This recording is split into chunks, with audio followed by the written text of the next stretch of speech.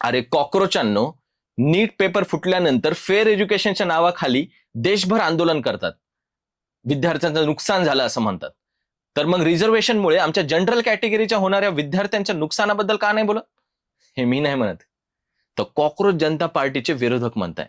त्याचं झालं असं की कॉक्रोच जनता पार्टीचं आंदोलन आता संपले. शिक्षण मंत्री धर्मेंद्र प्रधान यांनी राजीनामा दिला.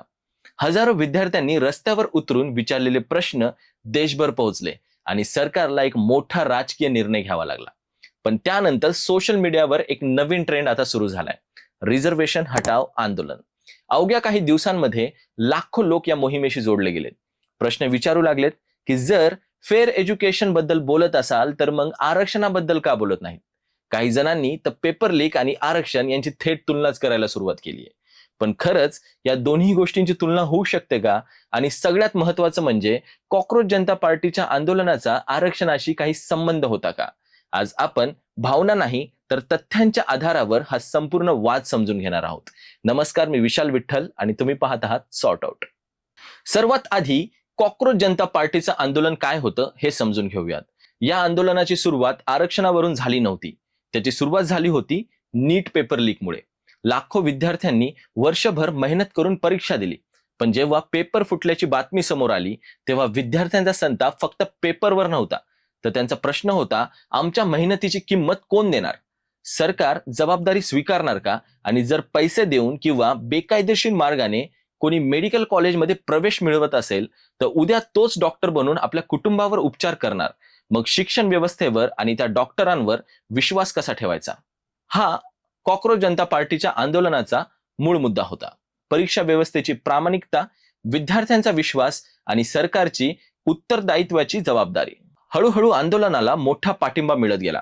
सरकारवर दबाव वाढू लागला आणि त्याच वेळी सोशल मीडियावर काही जणांनी एक नवीनच मुद्दा पुढे आणला. विशेषतः भाजपच्या समर्थकांच्या एका वर्गाकडून असा प्रश्न विचारला जाऊ लागला, जर फेअर एज्युकेशन बद्दल बोलत असाल तर मग रिझर्वेशन बद्दल का बोलत नाहीत? त्यांचा तर्क असा होता की जर पेपर लीकमुळे कमी गुण मिळालेला विद्यार्थी डॉक्टर बनू शकतो तर आरक्षणामुळेही तसंच होत नाही का? तर मग फेअर एज्युकेशनची चर्चा फक्त पेपर लीक पुरतीच का? याच विचारातून रिझर्वेशन हटाव आंदोलन हा ट्रेंड वेगाने वाढू लागला. पहिल्या नजरेला हा प्रश्न अनेकांना योग्य वाटू शकतो, कारण दोन्ही ठिकाणी शेवटी प्रवेशाचाच प्रश्न असतो. पण इथेच एक अत्यंत महत्वाचा फरक आहे. पेपर लीक आणि आरक्षण यांचा परिणाम प्रवेशावर दिसत असला तरी त्याची कारणं, उद्दिष्ट आणि कायदेशीर आधार पूर्णपणे वेगळे आहेत. पेपर लीक हा गुन्हा आहे.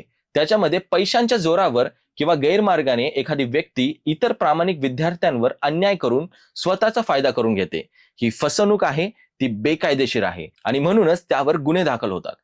दुसरीकडे आरक्षण ही कोणाची चोरी नाही. तो भारतीय राज्यघटनेने दिलेला घटनात्मक उपाय आहे. त्याच्या मागचं उद्दिष्ट एखाद्या व्यक्तीला शॉर्टकट देणं नाही, तर शतकानुशतक शिक्षण, नोकऱ्या, जमीन, सामाजिक सन्मान आणि समान संधीपासून वंचित राहिलेल्या समाज घटकांना मुख्य प्रवाहात आणणं आहे. त्यामुळे एका बाजूला बेकायदेशीर फसवणूक आहे, तर दुसऱ्या बाजूला संसद, संविधान आणि न्याय व्यवस्थेने मान्यता दिलेलं सार्वजनिक धोरण आहे. म्हणून या दोन्ही गोष्टींची सरळ तुलना करणं योग्य ठरत नाही. याचाच अर्थ असा नाही की आरक्षणावर प्रश्नच विचारू नयेत. लोकशाहीत प्रत्येक धोरणावर चर्चा होऊ शकते. आरक्षणात सुधारणा व्हाव्यात का? आर्थिक निकष वाढावेत का?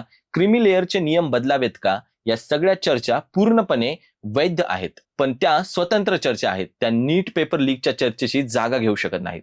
आरक्षणाचं समर्थन करणारी लोक आणखीन एक महत्वाचं म्हणणं मांडतात. त्यांचं म्हणणं असं आहे की ज्या दिवशी भारतात जातीय भेदभाव, सामाजिक विषमता आणि जन्मावर आधारित संधीची असमानता पूर्णपणे संपेल, त्या दिवशी आरक्षणाची गरजच भासणार नाही. या मताशी प्रत्येकजण सहमत असेल असंही नाही. अनेक लोक याला विरोधही करतात. पण हा वाद सामाजिक न्यायाच्या धोरणाबद्दल आहे, पेपर लीक बद्दल नाही.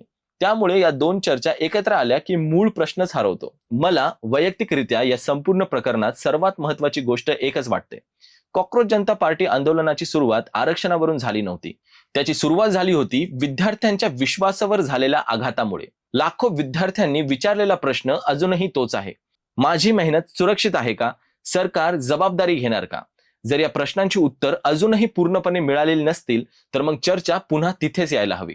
कारण आरक्षणावर स्वतंत्र चर्चा होऊ शकते. रिझर्वेशन हटाव आंदोलन देखील लोकशाहीत काढता येऊ शकतो. त्याला समर्थन किंवा विरोधही करता येतो. पण त्या चर्चेमुळे नीट पेपर लीक, परीक्षा व्यवस्थेची विश्वासार्हता आणि विद्यार्थ्यांच्या भविष्याचा मूळ प्रश्न बाजूला पडू नये. कारण शेवटी प्रत्येक विद्यार्थ्याचा पहिला प्रश्न हाच असतो, मी प्रामाणिकपणे परीक्षा दिली, मग माझ्या मेहनतीची हमी कोण देणार? कदाचित हा प्रश्न आपण विसरू नये, हीच या संपूर्ण व्हिडिओची सर्वात मोठी गोष्ट आहे. मी विशाल विठ्ठल आणि तुम्ही पाहत होता सॉर्ट आउट. भेटूया पुढच्या व्हिडिओमध्ये. हा व्हिडिओ आवडला असेल तर लाईक, कमेंट, शेअर आणि चॅनलला सबस्क्राईब करायला विसरू नका.